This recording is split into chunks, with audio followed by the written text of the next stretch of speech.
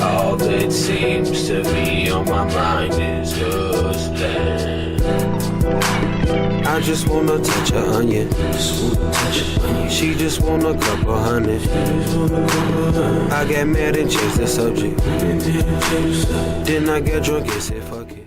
What up? It's your boy Cardinal Red, and we back for some more of that Ali Land Daily Boxing Talk, people. And today we talking Terence Crawford.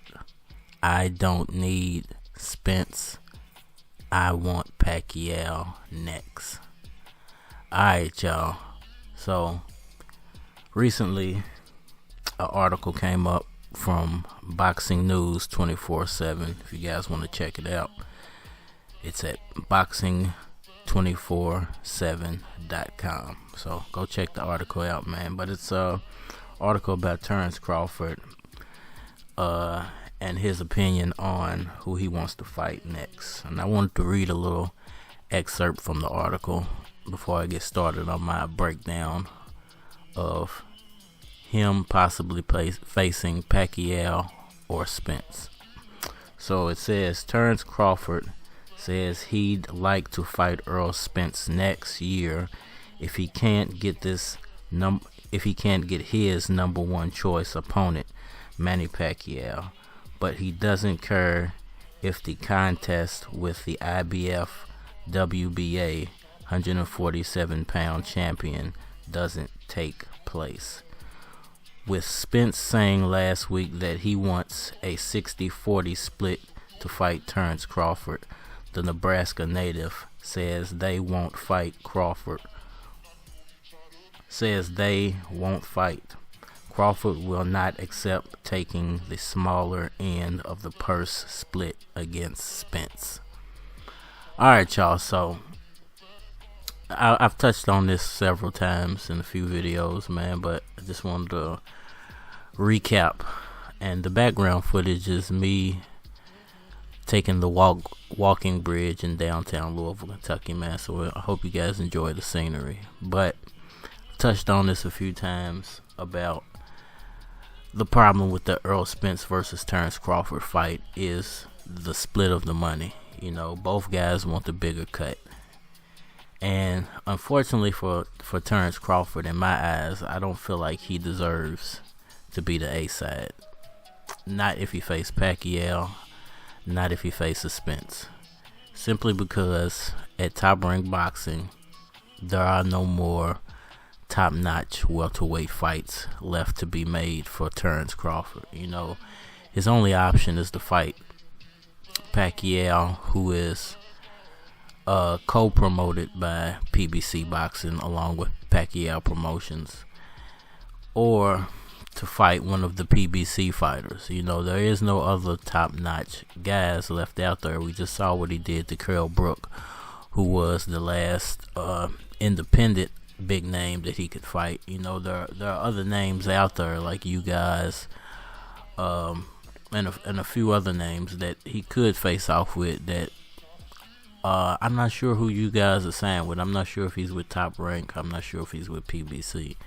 I'd have to look into that. I don't have time to look it up right now, but he has no other options. You know, the only option, like I said, is Pacquiao or one of the PBC fighters. Now, he doesn't have to technically fight Errol Spence or Pacquiao next. He could just go fight Sean Porter. He could fight Keith Thurman. He could wait to see what happens with Errol Spence and Danny. Maybe take on Danny.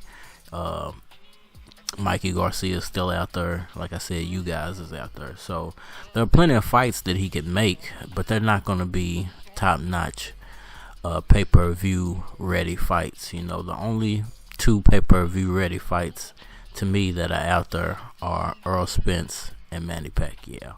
Unless Terence Crawford decides to drop the strap and go up in weight.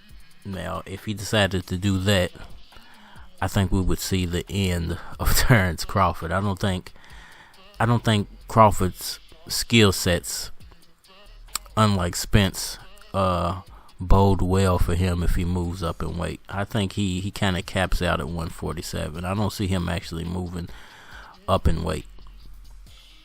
Now, with that being said, what are the chances that he's going to actually take the 60-40 split with Errol Spence? I don't, to be honest, I don't see it happening. I think Crawford, a likable guy, a good boxer, but he's a little arrogant when it comes to the amount of money he's commanding.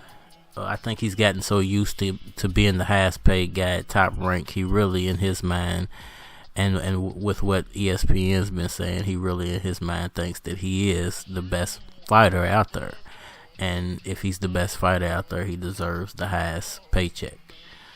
And I just don't see it, man. He has to accept the fact that, Errol Spence has a lot more bargaining chips than him, because he doesn't have to fight you. This is the reason why Errol Spence, I think, is so arrogant when it comes to being questioned about a Crawford fight. Whenever they ask him, he laughs and just giggles under his breath. It's kind of funny. I like Errol Spence's swag, man. He's a very likable guy too. But you can tell when they ask him that question, he realizes, man, the only way this fight is going to happen if he accepts the fact that he's not the A side. It's the only way it's going to happen, because all I have to do is go fight a Thurman, a Porter, a Garcia, and I'm going to still make great money, because those fights are there to be made and they're in-house fights. As far as, him wanting to face Pacquiao, that's next. That's the big question, I think, on everybody's mind. Will Pacquiao's who is going to be Pacquiao's next opponent? Is it going to be Spence? Is it going to be Crawford? Is it going to be Mikey Garcia? Is it going to be Yordenis Ugas? Is it going to be Conor McGregor? There's so many names surrounding Pacquiao. Is there a possibility Floyd comes out of retirement? We just don't know yet.